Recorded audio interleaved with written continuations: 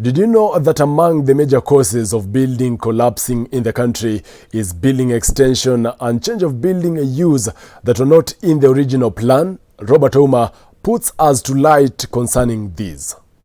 Hello, my name is Robert Ouma and I'm joined by engineer Nashon Tambo, a civil structural engineer, who is going to enlighten us on matters change of use of a building and how dangerous that is.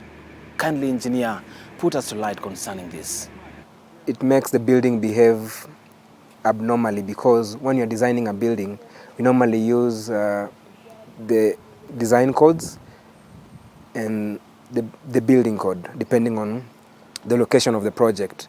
So in those codes, there are particular values depending on the specific use of a space.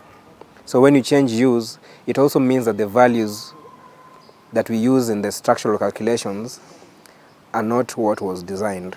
Building collapsing like the one we had in Kamkunji, where they added additional floors later that were not in the original design, or you experience and see visible cracks, the vibrations, and that sort of thing, yes. So, engineer, what determines the height of a building? An engineer will require that geotechnical investigations are conducted. Geotechnical investigations are conducted in the soil that the foundations are going to be constructed in. Geotechnical investigations, they usually yield mostly the type of soil that is on the site where the building is to be constructed, and something we call bearing capacity. That means the general resistance the building will have to the load put on it. So it is that bearing capacity, the value of the bearing capacity, that informs the structural engineer on the type of foundation and how high a building can go. The most common abuse of space in terms of even change of use, what we are discussing right now, as you mentioned, is the residential balconies of buildings. Because these balconies, ideally they're designed for people to resting areas for inhabitants of the building.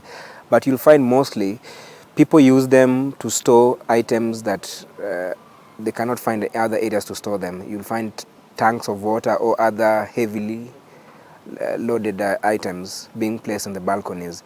And that is usually a problem.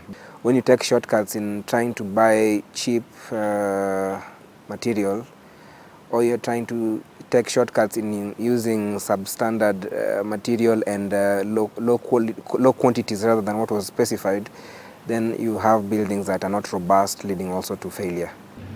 Now you've heard it all from the engineer himself, especially on the matters balcony. Kindly use the balconies to rest, not to keep water tanks, because it is very, very, very harmful.